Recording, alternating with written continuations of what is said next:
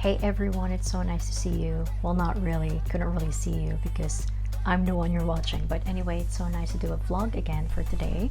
I know it's been a while and it was because I was so busy at work, training, studying. It's been a crazy month. Right now it's still busy for me, but not crazy busy. So that was like a lot of busy, right?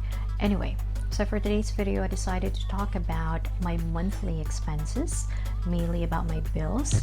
I know a lot of people have been asking me to do this kind of content, and it's really important for those applicants to have an idea on how much they are going to have to spend for the bills and everything. So I do hope you will find this content very beneficial for all of you.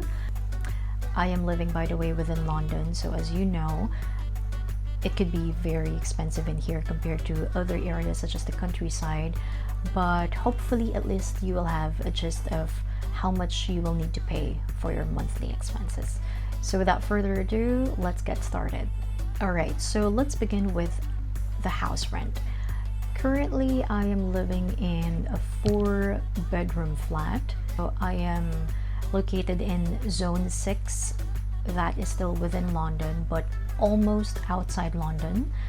I believe London has like 6 zones in total, so the closer you are to the central city, of course, the more expensive you're gonna have to pay for everything. So since I'm in Zone 6, which is the last zone in London, then I am not really paying much. For the house rent, like I said, we have 4-bedroom in here. 3 of those bedrooms are double and 1 is a single bedroom. I do have my flatmates here. We are a total of 5 people. So there's one who's a couple and is currently sharing in a double bedroom, and the rest are single. That means we have to split the bills and everything into 5 people, so that's really a big help. So for the rent, we are paying $1,600 a month. My flatmate, who is occupying the single bedroom, only pays $300 a month. The couple who is occupying the double bedroom only pays $300 a month for each of them, so that's like a total of $600 because they share the room. And the other 2 double bedrooms, including me and my other flatmate, pays $350, so that's a total of $1,600. Now when we came here, we have to make a payment of an initial deposit in 1 month in advance.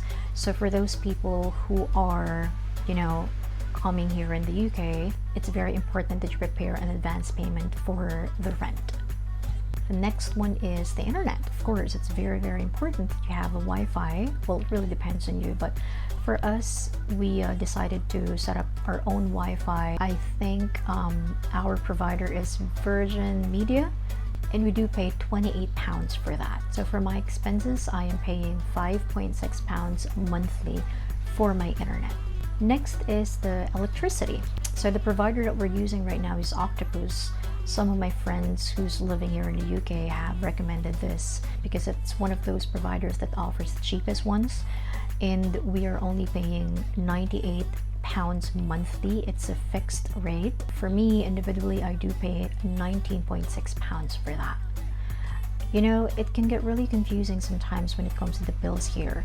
As far as I know, it's a fixed rate, but I can't really explain it. I didn't really understand what the customer service explained to me, but as far as I know, it's not really fixed. I mean, right now it's summer, right? But in winter, it can be higher than £98 a month. So in winter, the usage of electricity becomes higher, of course, because of the heater. And during summer, we don't really use the heater. We use more of the fan, but not really a lot because sometimes it's raining, so you don't really need to use it. Yeah. Next is the water bill. So for the water bill, it's kind of different compared to the Philippines or other home countries, I believe. In here, there is a fixed amount of bill that you have to pay, which will be given to you in your bill. For our water bill, I'm not sure if the same goes to other providers, but for us, it can be paid twice a year. So that means like every 6 months. So the total bill that we have to pay is 366.03 pounds, and that will be split into two. However, it's not an equal amount.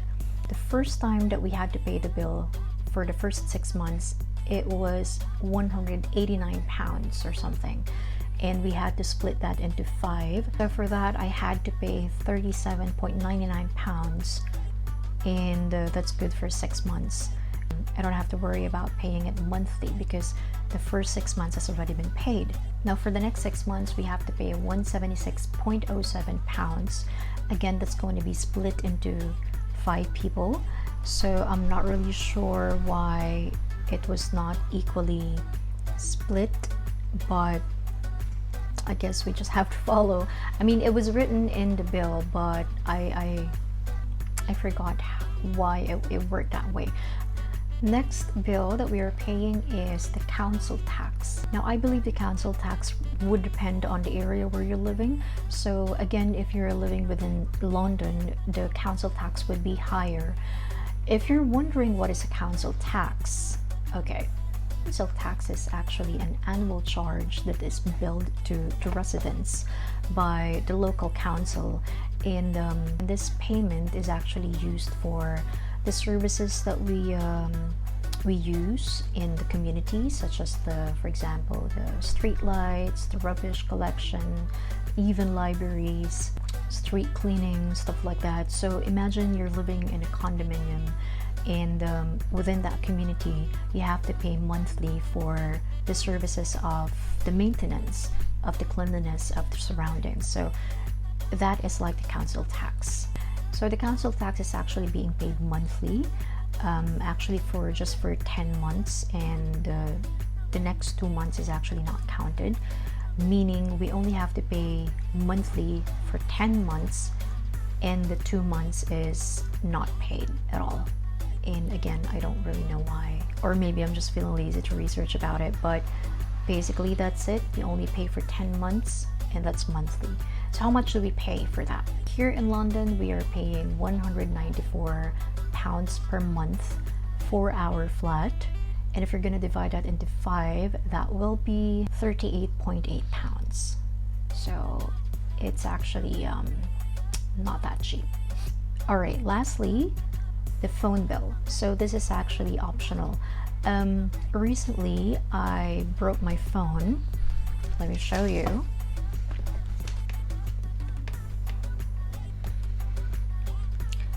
So this is what happened to my phone. As you can see, the LCD has been broken. This is an iPhone 6, by the way, and I've been using it for 3 years already. And I didn't really have any plans to buy a new phone. Unfortunately, it would cost me more for have that fixed compared to when I buy a new phone. So I just decided to get a new phone.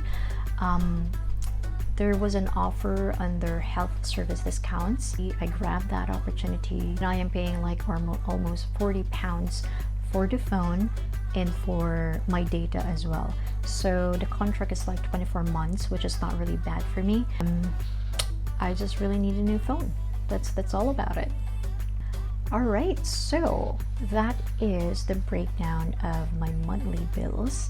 So normally every month I don't have to pay more than 500 pounds. Sometimes it's just like 450 or 480, it really depends. But I am gonna provide a breakdown of my expenses in here again, just so for you to have an idea. The rest of the payment that I will be making would be for my registration, remember I recently got my PIN, so it needs to be renewed every year. I have to pay 120 pounds for that. I do have an option to pay it whole at the end of the year, or I can pay it quarterly. So if I pay it quarterly, I would have to pay 30 pounds every 3 months, right? Another thing is I'm thinking about joining a union for nurses, and that's not really expensive. I think it's just gonna cost me 11 to 12 pounds. That's annual already. So I could pay it monthly, or I could pay it in full for the whole year. What else? Another consideration for you regarding your expenses, especially when you're new here in the UK, is of course you have to buy some things in your room, such as additional cupboards, your hamper, hangers, your study table, chairs, because when I came here, the only thing or furniture that's provided in my room is my bed and what else? Side table. So my study table, my working chair, my fan, my pillows, my duvet, those are not provided or included in the flat. I do have to buy it myself. So yeah, you have to, you know, in the first few months of your stay in the UK, it's not going to be easy because most of your money are going to be out for the things that you need to buy for yourself. Regarding my groceries, I do spend like about £50 or £60 a month, but it really depends on how much food you eat.